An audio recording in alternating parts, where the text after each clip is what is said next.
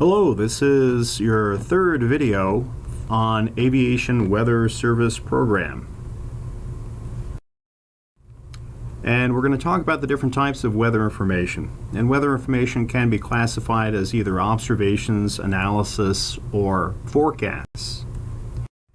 And observations are basically just data that's collected by a sensor.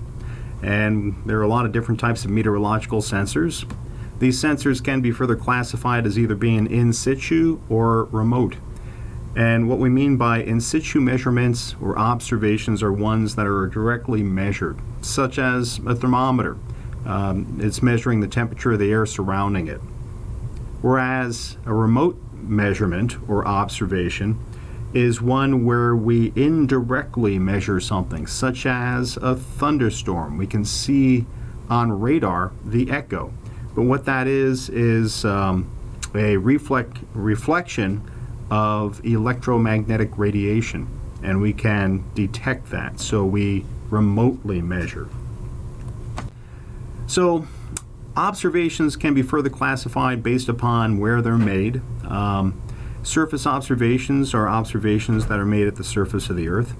They can be made by weather machines such as AWOS or ASOS systems, by human weather observers, or other devices such as the low-level wind shear alert system.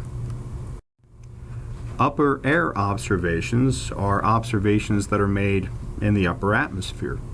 And one that you probably know of already are ray windsondes. These are weather balloons that are sent up, and we can get information from them through radio frequencies. Also, wind profilers can sound the atmosphere and measure winds.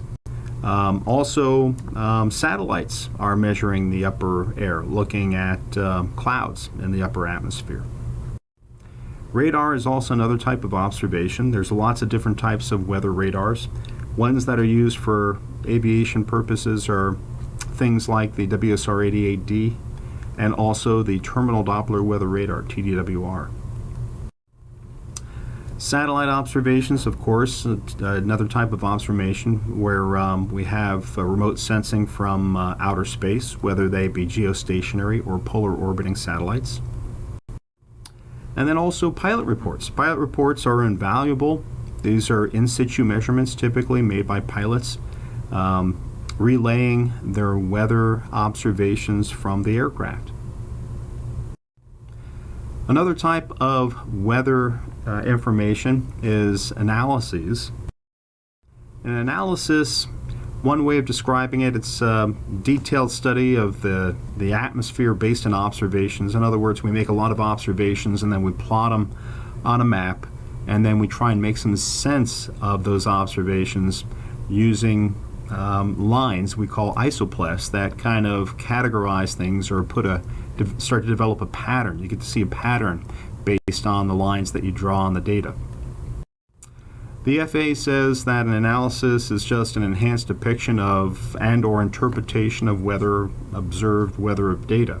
So either way, with analysis, you start out with observations and you try and figure out a pattern, and it enhances your ability to make sense of the data.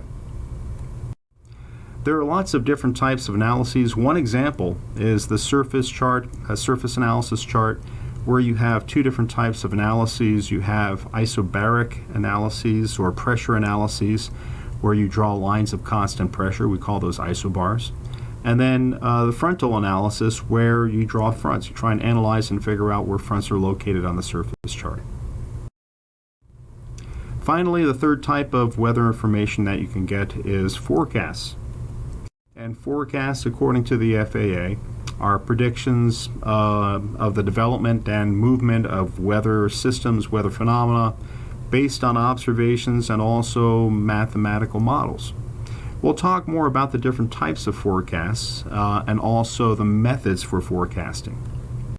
But right now we could just say that for our purposes, we really just need to know that forecasts can either be in text form or graphical form. That's all I have for you for aviation weather systems and the different types of observations.